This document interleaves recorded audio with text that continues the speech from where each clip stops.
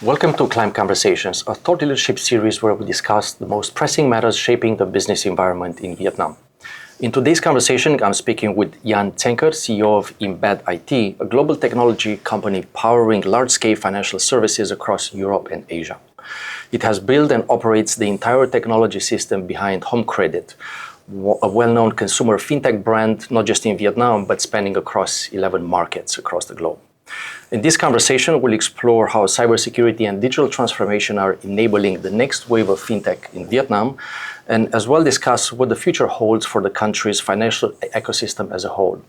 Jan, welcome to Acclime Conversations series. Very happy to have you here. Thank you for having me, Vlad. You've spent more than 2 decades in technology, working across very different markets. You mentioned just now Switzerland, UK, Kazakhstan, Czech Republic, where you're originally from, Australia, Japan, and now Vietnam. When you look back, what have been some of the defining moments that supported your leadership growth and what brought you to where you are today in that context? It's an interesting question. I always look at my journey as a journey of meeting interesting people along the way. So everywhere I've been to, everywhere I worked, or everywhere I lived, I always met people that inspire me and that I basically learn from. Whether it was in the UK or Australia, you mentioned, or even Japan, which is very different culturally than the western part of the world. So I would say that people that I met along the way sort of helped me to make the journey to where I am today. And within the context of Vietnam and EmbedIT being in Vietnam, what was that initial understanding of the Vietnam society first time when you arrived here and the people that make Vietnam what it is? But very different than Japan, I have to say. Yeah. If you look at Japan, of course, it's I would say westernized country compared to Vietnam. Like I always look at Vietnam as a country with very nice people, right? Always smiling, always willing to help. When we considered where we want to basically go, we look at basically across Southeast Asia, because that's where we have a presence, where we're supporting the home credits and whatnot. And Vietnam also stood out, not only from the sort of cultural perspective, but also from the vast talent pool that we can tap into, that we can find here, particularly in Ho Chi Minh City. And when you look at generally the markets where you operate, which was that market that enabled you to have a broader understanding of the technology space and the potential within the global context of applying EmbedIT expertise into creating value? Vietnam is a very vibrant market from that perspective. I mean, just recently we've been talking to some of the customers here on the market who would like to apply for peer-to-peer lending license. That basically puts Vietnam basically on the forefront of the Southeast Asian countries with digitalization and basically with financial literacy, how they would like to basically help their sort of country to become more digital in any sense of their life. And Vietnam is also one of the markets that is putting forward a significant amount of regulations across the digital transformation policy, supporting policies in the majority of the cases. How was your experience in working across some of these very tough regulated markets across Asia, and what was the potential impact on innovation or creativity within the tech space? Well, regulation's been always around, right? And they'll always evolve as we go along. Asia, in particular, has been sort of catching up with some of the regulations that we have seen in Europe. We always welcome the regulation because that sort of creates the boundaries in which the companies can operate. When we look at the innovations and risk that comes with it and the regulated markets, I wouldn't see there's any difference whether you are on a highly regulated market or less regulated market when it comes to innovations. You just need to basically spend a bit more time with the regulatory bodies to understand what is the framework you can sort of operate within. But innovations will always be here and they will always go forward, right? And they go exponential. I mean, if you look at, a few years ago, nobody really talked about AI. Now, AI is the thing that sells, right? AI is the thing that does basically everything, even though that lots of people don't really understand what it means. they still like to use that word anyway. Right. And Vietnam is actually one of the first countries across the, let's say, broader ASEAN, Asia Pacific region to have a dedicated AI legal framework. The AI law was just launched at the end of last year. And that puts together support function for innovation, but as well a regulatory framework to ensure that there's a solid foundation of what gets built on top of that. And that's a very important foundation to start with, right? Because if you look at other countries which don't have it, they will have to catch up eventually, and they will basically need to deal with whatever is on that market already basically developed. Whereas, I mean, here in Vietnam, they basically put the foundation at the beginning. So now pretty much all companies need to sort of fall into the tech. I wanted to have an understanding on how you see from EmbedIT perspective, Vietnam as a opportunity market for technology. Is it just a lot of the companies that are within the tech space, they use it as a delivery function. They hire staff, they do outsourcing, they deliver project. I believe EmbedIT has a more strategic approach into how they see Vietnam. And what's your view in of Vietnam's role into your global strategy? Well, unlike other players, you mentioned that they usually use any Southeast Asian country as a sort of, let's say, cheap delivery center to their services. We took a slightly different approach. We're actually moving some parts of our R&D here to Vietnam as well to be closer to our customers, because it's very difficult to do R&D out of Europe for products that you want to basically market and sell in Southeast Asia without having understanding of the market. So what we're basically doing, we're building, yes, we will be moving some of the operations here as well, and we are basically in the process of doing that. But more basically, we're building the R&D function that we want to basically have here locally in Vietnam. And we will be partnering with some of the universities to basically tap into the top talents that they have, particularly in Ho Chi Minh and Hanoi, to basically bring those talented people over to EmbedIT. And speaking of talent, people, and as well the technology around these capital assets, what surprised you the most when you started operations here in Vietnam? When you put your foot on the ground and then started to meet the team and understanding how things could work in this new market for you?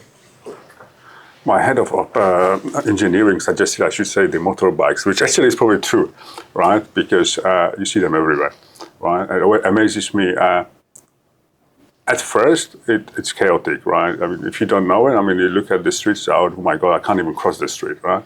But when you start observing for a bit, I mean, you see there is a pattern, there is a flow, there is basically I would say even a management around it, how the bikes basically go around. Apart from the traffic and endless traffic jams that you have basically, not only in Vietnam, but in most of the Asian countries in general, I think it's the talent and the people that you can reach out to here.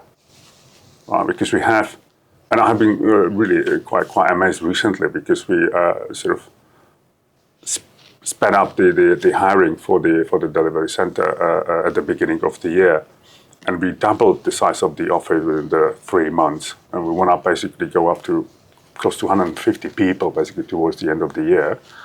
And the number of CVs, the number of talented people that we come to see, I mean, it's incredible. I've been in Vietnam for 8 years, and essentially one of the surprises that I had when I first arrived is the willingness of the Vietnamese people to develop, to learn, and to be creative, to develop their skill set into an international context.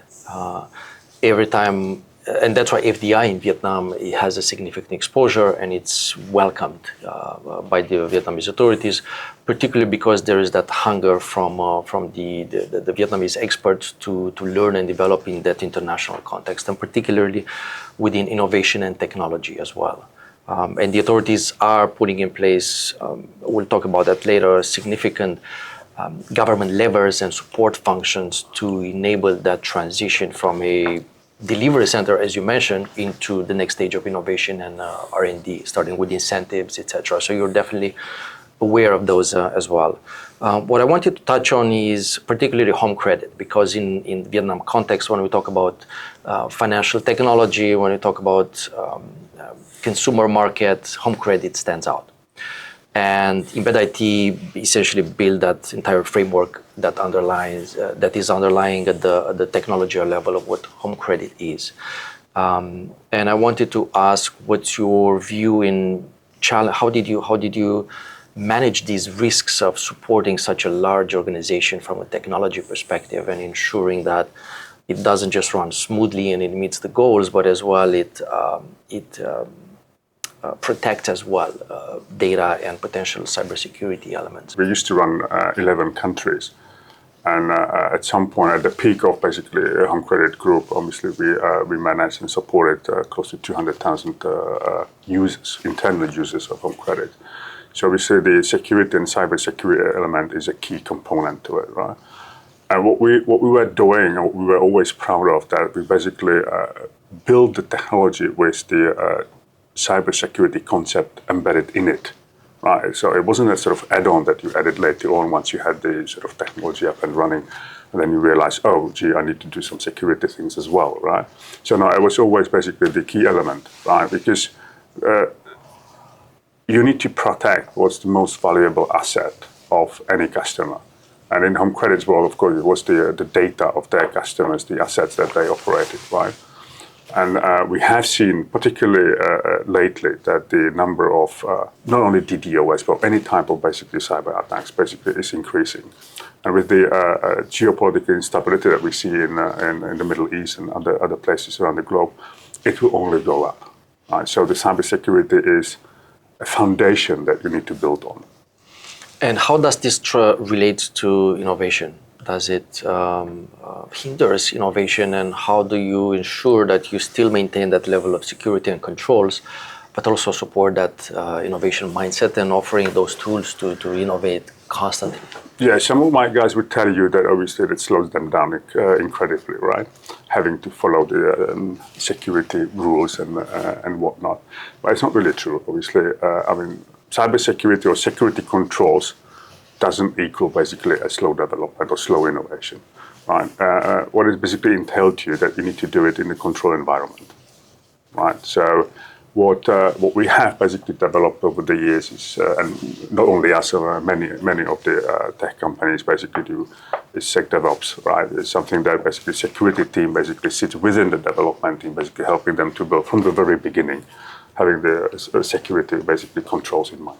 Within this context, you already started to understand a bit about the fintech environment in Vietnam, the large players, but as well the smaller firms that are looking to innovate and to create value.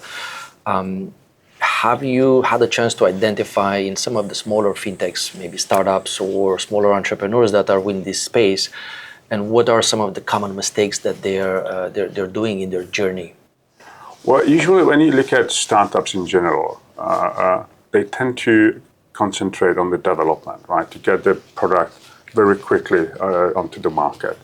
And they very often forget about the security aspect, and they try to sort of catch up with it later on.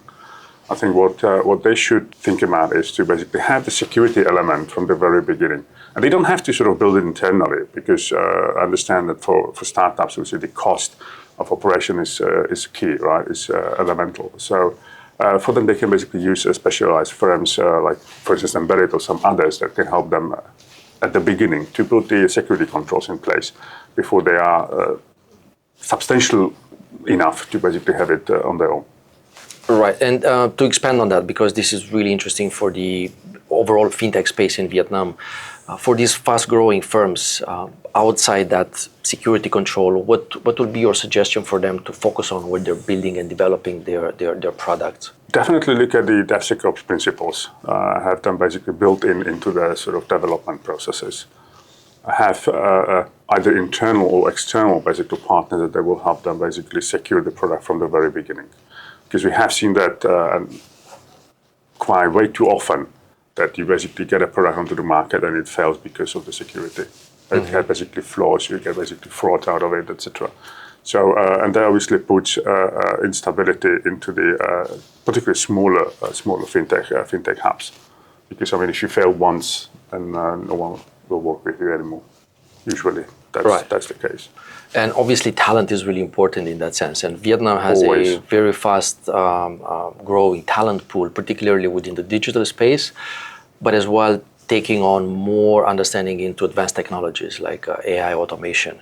How do you see this pool of talent and the assets that are around and integrating those with automation and advanced type of technologies? Do you see that in Vietnam as a solid synergy or any roadblocks in that sense from a training and development perspective? I wouldn't definitely say it's a roadblock, right? Not at all. I think what we see, and that's not only in Vietnam or in Asia, I think we can see it across the board, that lots of companies experimenting with it, right? How to basically incorporate the AI tools, how to basically utilize the vibe coding components into the day-to-day life of the developers. What we see, particularly in Vietnam, is, and you mentioned it early on, it's the hunger of the Vietnamese people basically to learn, to basically get up to speed with the latest technology basically they can use and they can be leveraged basically in their day-to-day work. Vietnam is basically one of the highest utilization rates for AI technologies, even the foundational ones, but more advanced as well across the world, I believe. And it's the same with digital currencies. For example, if you look at the adoption of the digital technology, but the digital currency as well, Vietnam is one of the highest. And that's my view as well, when there is a opportunity to build or to refine the technology, as well on the manufacturing space, on the production space, on the financial space, as long as there is a support function from a regulatory perspective, the Vietnamese private businesses will try to use those levers that they have at hand to build further. But again, it is important to have that foundation, and in many scenarios, particularly in Vietnam, within the tech space, there were no clear guidance and frameworks to support that growth. But what we see very often is that clients want to basically talk AI, and they haven't basically talked to basically automation, data policies, right? Data governance, because that's the foundation of it, right? If you don't have that basically properly aligned, nothing you want to build on top of that will basically help you to achieve the result that you're looking for. And particularly within the EmbedIT expertise assets, the financial component is a significant industry, the finance that you cover. In Vietnam, I'm sure you're aware, and I think you're working as well on support function for certain stakeholders within the international financial centers in Ho Chi Minh City and in Da Nang. This is a very new development in the Vietnamese context. It may take years until it progresses into something of substance that can be offered to global investors. But we see that the Vietnamese authorities are moving light speed across the process. Just last year, since July, since the announcement was made about the Vietnam IFCs, we had 8 legal frameworks that were put in place in less than 6 months, covering tax, technology, security, real estate, governance, etc. And we already see investors starting asking questions about the IFC. So in your context, I assume as well that there is a lot of information that floats around about the foundations of the IC. I would say we are in constant discussion with the SPV guys, right, to basically understand the regulation, particularly for the consumer lending and banking sector. That's where our expertise basically mostly lies, because that's developing very rapidly as well. As you say, the digital footprint basically is increasing, and the push of Vietnamese government to basically digitalize the entire economy is visible. And what would be those key foundational regulatory actions that you see the authorities need to put in place as security levels to protect that trust of the IFC? Look, I think the GDPR or equivalent of GDPR is one of the elements. I think that it has been discussed last year. I'm not sure if it's been approved yet. I know it's basically is within the government to be approved and to be implemented, because we have discussed that with some of our clients basically the impact that this regulation will have basically on their day-to-day life and processes that they operate. Obviously, one thing, then obviously looking at the cross-border data policies, right? I mean, are they still basically valid in that broader context as they have been basically put in place, or they need to be adjusted a bit, right? Because with the growing demand to basically run everything out of clouds, which these policies basically put a bit of a break into what can and cannot be moved to the cloud, if the cloud is not basically residing within the borders of the country. Yeah, absolutely. A few years ago, the law of cybersecurity and the reflection of how that cybersecurity would work in the Vietnamese business context was already put out, and investors started already, particularly in the finance space, to make sure that they are compliant and they understand and they're protected. To match that cybersecurity component, the authorities needed the GDPR pillar. So what they've done, they issued Decree 13 around 2 years ago. That is that inception element of personal data protection. And late last year, the personal data privacy law has been implemented. And that covers essentially anyone that operates with personal data within the Vietnamese jurisdiction, either local domestic company or foreign party that access or views that data. That's a clear message from the Vietnamese authorities that they want to use this alignment with global standards, GDPR, to further boost new types of investments in the IFCs, in the tech space, and across the consumer finance space. And I mentioned it basically at the beginning of our conversation, right, that not only Vietnam, but most of the Asian countries sort of catching up with the regulations. We see them basically either in Europe or in the US. I mean, GDPR is just one of them, right? You will basically see, obviously, a digital act or digital currencies, basically act as well that's being basically prepared in Europe that we will basically see here. In other parts, obviously, Europe is sort of learning from Asia as well, because I mean now basically in Europe we see the attempt to have basically EU wallet, right? Whereas I mean in Asia, I mean wallet is something that everybody uses already for years, right? So in that aspect, obviously, Asia has been much more ahead and advanced compared to, let's say, the old European continent. Yeah, and generally Asia has this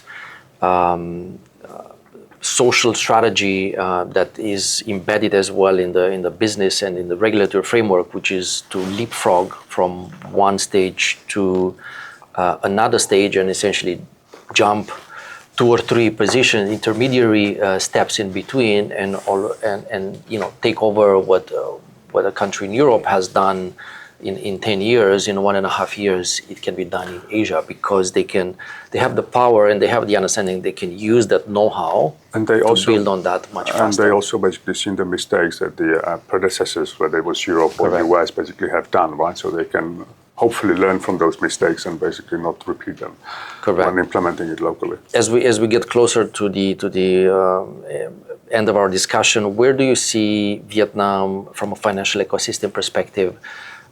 Where do you think it can leapfrog in the next 5 years from a development perspective, and where do you see EmbedIT playing a role in that development story? I actually said I'm a big dreamer when it comes to where EmbedIT should be in a couple of years from now. I actually want to see EmbedIT being basically on par with some of the big fours in the consumer lending and banking sector. Basically taking head-ons basically with the names like Temenos and Nambu, basically having or being the choice number one when they basically talk what system they want to use. Mm-hmm. Where I see Vietnam or entire Asia, not only Vietnam, they have a unique opportunity to not repeat the mistakes that basically Europe did or even US did when it comes to regulation. Because if you look at other markets, particularly Europe, is overregulated, right? I hope that Vietnam and other countries basically in the region will learn from that and not to repeat that mistake. Because if you introduce too many regulations, then you're really slowing down the innovations. Mm. And I hope that will not happen here. Right. And from a trend perspective, you obviously continue to work within the European context, but as well travel to Asia. from a trend perspective, what's the most significant trend that you see maybe disrupting or changing or adding value to the industry in the next period? I think I have to say AI, right? Because everybody keeps saying AI, right? That's the disruptor. But I think there will be something much bigger than AI, because when you look at it, I mean, in perspective, AI and the model has been around for years, right? It's nothing really new. It's just the sort of computing power catches up with that, so you can actually start using it properly. I would like to think that we will see basically a move towards full digital currency, that we will get rid of basically the currency as we know it today. And we see some signs around the globe. I think particularly in Scandinavia, some of the countries are talking that they will go straight the digital currency only. So I think that's going to be the next big thing in Asia. And how would EmbedIT support this this trend, and what kind of value can it provide from a security perspective, from a development perspective, or R&D perspective for this digital currency component? Look, from the cybersecurity or security perspective, I think in general, but it's mostly cybersecurity if you're talking digital currency. It is something that we have been basically working on with our customers for years, right? Because when you look at the wallet or mobile application, that's pretty much a predecessor of a digital currency, so to say, right? Mm-hmm. It is still linked to your, let's say, ordinary bank account that uses the, let's say, old-fashioned currency. Mm-hmm. But it's really basically transactionally, it's digital only. And we have a huge expertise in that space, which we can leverage on this Vietnamese market. Right. Last question. If you would have one piece of advice for tech investors, either startup or global, more established investors that are looking at the financial ecosystem in Vietnam, particularly the fintech space, consumer finance, and the technology embedded around, what would be that piece of advice for you for the Vietnam context? I would say don't come here. We are here, right? No, but honestly, jokes aside, I mean, I would definitely say you need to basically start talking to the customers, start talking to the regulation bodies, right, to understand not what the regulations basically are today, but what they will be tomorrow. Right. So you're prepared for that. Right. Oh, I understand. Thank you, Jan. Thank you for the conversation. It was really insightful. Maybe we'll have you on your next visit in Vietnam for a follow-up of this discussion. We'll be happy to. Thanks a lot, Vlad. It's clear that as Vietnam advances its digital transformation and financial ambitions, cybersecurity and digital transformation will be at the heart of sustainable growth. I appreciate Jan's perspective, and we look forward to seeing how this journey would unfold. Until then, I'll see you next time for the next episode of Acclime Conversations.